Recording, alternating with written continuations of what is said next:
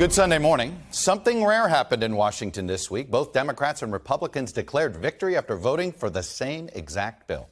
Of course, not every Democrat or Republican is happy about that bill, and that's kind of the point.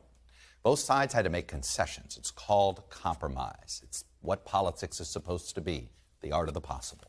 President Biden, who is constantly underestimated politically, did what he promised he would do when he came into office. He secured a bipartisan agreement when gridlock and dysfunction have ruled the day. As a candidate in 2019, Biden predicted Republicans would have a post-Trump epiphany. The thing that will fundamentally change things is with Donald Trump out of the White House. Not a joke. You will see an epiphany occur among many of my Republican friends.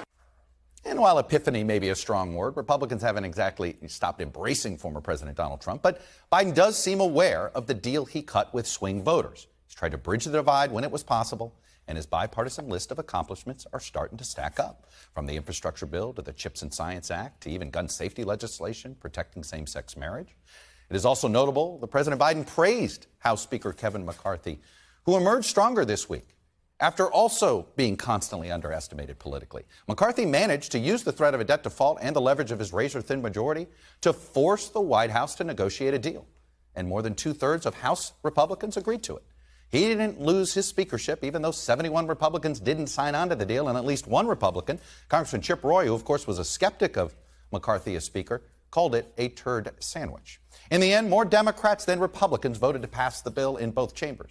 In fact, because of the defense cuts that were proposed in it, only 17 Republicans voted in favor of the bill in the Senate. To my House colleagues, I can't believe you did this. To the Speaker, I know you got a tough job. I like you, but the party of Ronald Reagan is dying. But what didn't happen is also worth noting. Republicans didn't destroy the economy. Progressive Democrats didn't tank this deal. Republicans didn't destroy the Biden agenda, and House Republicans didn't get rid of Kevin McCarthy.